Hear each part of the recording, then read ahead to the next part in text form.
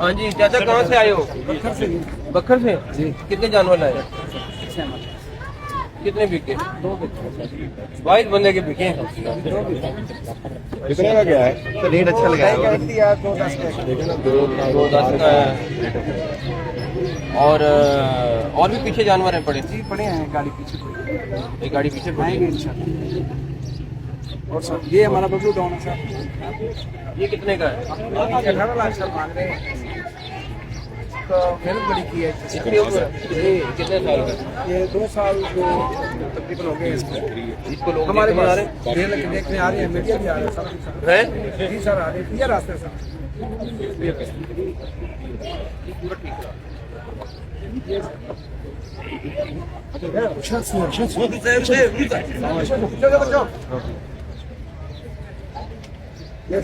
पीछे हो जाओ। 18 लाख का जी सर मांग रहे हैं।